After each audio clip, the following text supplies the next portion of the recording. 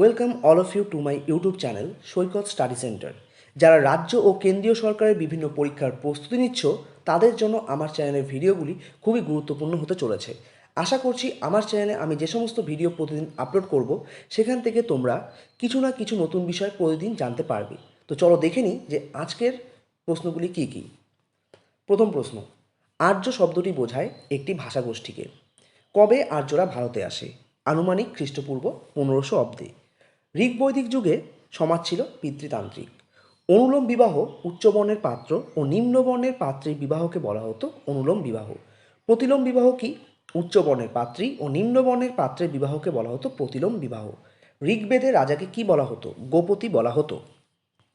পরের প্রশ্ন, ঋত্বিক বা হোতা কাকে বলা হতো? ঋগ্বেদে পুরোহিতকে বলা হতো ঋত্বিক বা হোতা। বেদের অপর নাম কি?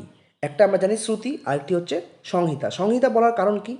এটা মনে রাখতে হবে যে বংশ পরম্পরায় ঋগ্বেদে বা ঋষিদের উচ্চারিত মন্ত্রগুলি সংগ্রহ বা সংকলিত করে 4টি বেদ সৃষ্টি হয়েছে।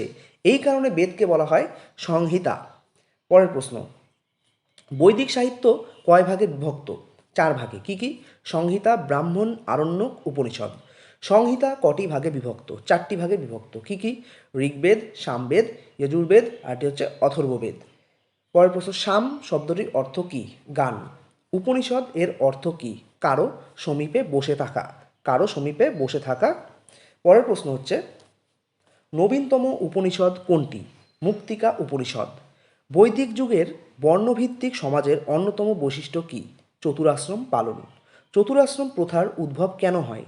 আর্যরা যে অনার্যদের থেকে আলাদা সেটা বোঝানোর জন্য চতুরাশ্রম প্রথার উদ্ভব হয়েছে। মনুস্মৃতি গ্রন্থে পরবর্তী বৈদিক যুগের কটি বিবাহের উল্লেখ পাওয়া যায়? 8টি বিবাহের উল্লেখ পাওয়া যায়। কি কি? ব্রাহ্ম, দৈব, আর্য, প্রাজপত্য, আসুর, গান্ধর্ব, রাক্ষস, পৈশাচ। নেক্সট প্রশ্ন, বৈদিক সভ্যতার অর্থনীতির মূল ভিত্তি কী ছিল?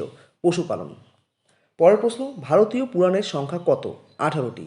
উত্তর মীমাংসার অপর নাম কি? বেদান্ত। তো এই ছিল আজকের গুরুত্বপূর্ণ 20টি প্রশ্ন।